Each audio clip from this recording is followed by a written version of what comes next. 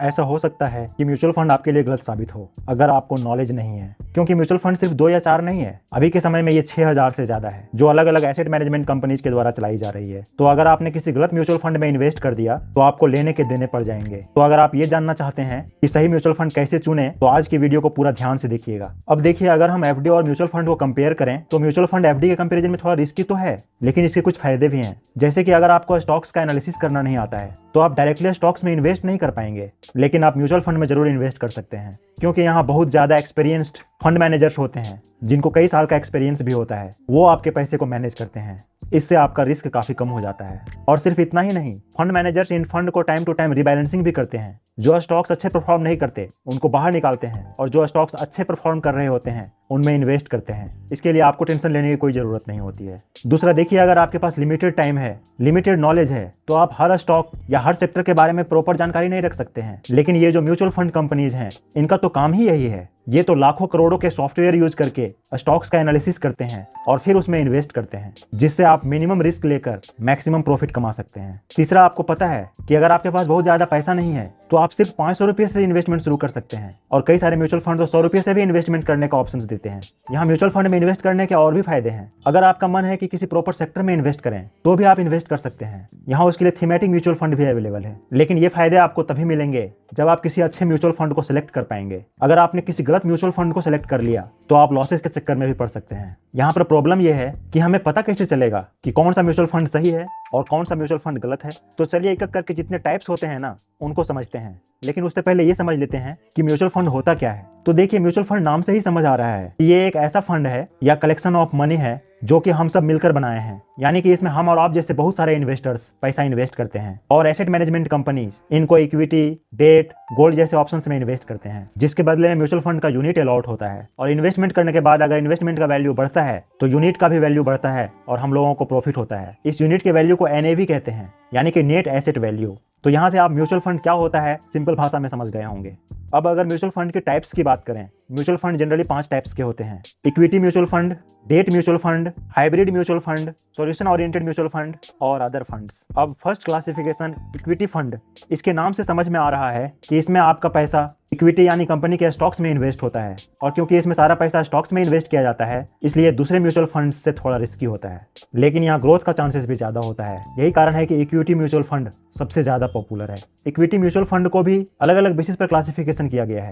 सबसे पहले अगर हम लोग देखें मार्केट कैपिटलाइजेशन के बेसिस पर तो इक्विटी म्यूचुअल फंड को 5 कैटेगरी में डिवाइड किया गया है: large cap fund, mid cap fund, small cap fund, multi cap fund और फ्लेक्सी कैप फंड। अगर इन्वेस्टमेंट स्टाइल के बेसिस पर देखा जाए तो इक्विटी म्यूचुअल फंड को 6 कैटेगरी में डिवाइड किया गया है: sectoral fund, index fund, thematic fund, dividend fund, focused fund और कॉन्ट्रा फंड। अगला अगर टैक्स के बेसिस पर देखा जाए तो इक्विटी म्यूचुअल फंड को ELSS फंड के नाम से जाना जाता है। आप भी इसका नाम जरूर सुने होंगे। इसको इक्विटी लिंक्ड सेविंग स्कीम भी कहते हैं। यहाँ तक हम लोग इक्विटी म्यूचुअल फंड के क्लासिफिकेशंस की बात कर रहे थे। अब हम लोग देखते हैं दूसरी कैटेगरी डेट म्यूचुअल फंड के बारे में। डेट म्यूचुअल फंड वो फंड होता है जिसमें डेट इंस्ट्रूमेंट में पैसा इन्वेस्ट किया जाता है, जैसे कि कॉर्पोरेट बॉन्ड्स में पैसा इन्वेस्ट होता है। अब क्योंकि बॉन्ड्स में आपको फिक्स्ड रिटर्न मिलता है तो इसलिए यहाँ आपका इक्विटी म्यूचुअल फंड के कंपेरिजन में रिस्क थोड़ा कम हो जाता है, लेकिन रिस्क के साथ साथ रिटर्न भी कम हो जाता है। जो इन्वेस्टर ज्यादा रिस्क नहीं लेना चाहते हैं, सेफेस्ट प्ले करना चाहते हैं, वो डेट फंड को चुन सकते हैं। डेट फंड को 8 टाइप्स में क्लासिफाई किया गया है: ओवरनाइट फंड, लिक्विड फंड,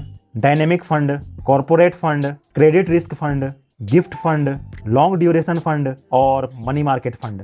यहाँ तक हम लोग डेट फंड के क्लासिफिकेशंस का बात कर रहे थे। अब हम लोग बात करते हैं थर्ड नंबर हाइब्रिड फंड्स के बारे में। तो ये हाइब्रिड फंड इक्विटी और डेट दोनों का मिक्सचर है। यही कारण है कि इसमें रिस्क इक्विटी म्यूचुअल फंड और डेट म्यूचुअल फंड के बीच बीच में होता है। तो जो लोग मीडियम रिस्क लेना चाहते हैं वो लोग इस हाइब्रिड फंड को चुन सकते हैं। हाइब्रिड फंड को 7 टाइप में क्लासिफाई किया गया है: aggressive hybrid fund, conservative hybrid fund, dynamic asset allocation fund, multi asset allocation fund, arbitrary fund, balanced fund और इक्विटी सेविंग फंड। इसके बाद 4th नंबर आता है सॉल्यूशन ओरिएंटेड फंड।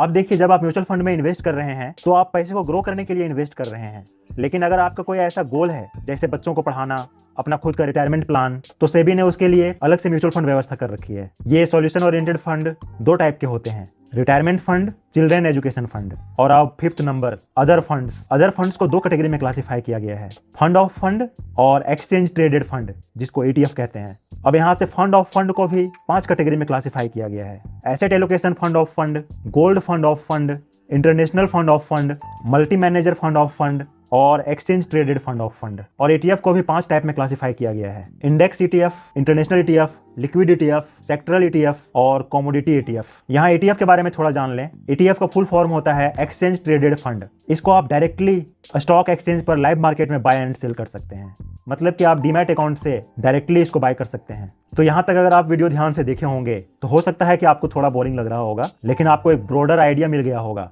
कम से कम आप अलग अलग म्यूचुअल फंड कैटेगरी का नाम तो सुन लिए हैं, इसके बाद आपको म्यूचुअल फंड चुनने में थोड़ा हेल्प होगा। यहाँ तक मैं सिर्फ म्यूचुअल फंड कैटेगरी का नाम लिए हैं और तब जाके इतना टाइम लग गया है, तो एक वीडियो में तो सारा चीज कवर कर पाना बहुत मुश्किल है। इसलिए हम लोग पार्ट बाय पार्ट वीडियो में डिटेल से समझेंगे कि सही म्यूचुअल फंड कैसे चुने। इसलिए प्लीज चैनल को शेयर, सब्सक्राइब एंड लाइक कर लीजिए ताकि हमारा वीडियोज का नोटिफिकेशन आपको मिलता रहे और आप सही म्यूचुअल फंड चुन सकें। अभी और भी बहुत इंपॉर्टेंट डिस्कशंस बाकी है, तो वीडियो में बने रहिएगा। अगर आप धैर्य रख के वीडियो को पूरा देखेंगे तो जरूर ही आपको बहुत कुछ सीखने को मिलेगा कि म्यूचुअल फंड में इन्वेस्ट करने में क्या सही में फायदा होता है या सिर्फ लोग हवाबाजी कर रखे हैं। तो इसको हम लोग FD और म्यूचुअल फंड में कंपेयर करके देखते हैं। जनरली FD में 5 से 7% का एनुअल इंटरेस्ट रेट मिलता है, और सबसे सिंपल म्यूचुअल फंड का अगर बात करें इंडेक्स फंड, तो उसमें आप पीछे 20 साल का रिकॉर्ड देखेंगे तो 12% एनुअल कंपाउंडिंग रिटर्न मिला है।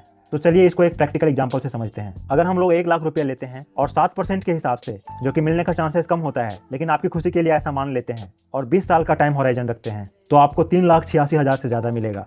लेकिन अगर म्यूचुअल फंड के केस में देखें, जो कि अभी हमने बात किया कि 12% इंटरेस्ट रेट मिल जाता है, तो इसमें आपको 9,64,000 से ज्यादा मिलेगा। और अगर 12% नहीं, अगर 10% भी मानते हैं तो भी आपको 20 साल में 6,72,000 से ज्यादा मिलेगा। लेकिन ये तो हम लोग सिंपल केस का बात किए हैं। आप ऐसे स्मॉल कैप म्यूचुअल फंड को देखेंगे जो 28%, 30% कंपाउंडिंग एनुअल रिटर्न देते हैं। आप 28% नहीं, अगर 20% भी लेते हैं तो आपको 20 साल में 38 लाख से ज्यादा रिटर्न मिलेगा। और चलिए अगर ये भी नहीं मानते हैं, आप कहेंगे कि अभी मार्केट पीक पर है, हो सकता है कि हमें बीच में भी पैसा निकालना पड़े, तो ऑन एन एवरेज हम लोग डाइवर्सिफाई करके इन्वेस्ट करते हैं और 15% का एनुअल रिटर्न का एक्सपेक्टेशन रखते हैं, जो कि ऑन एन एवरेज मिलने की संभावना बहुत ज्यादा है। तो आपको 20 साल के लास्ट में 16 लाख से ज्यादा मिलेगा।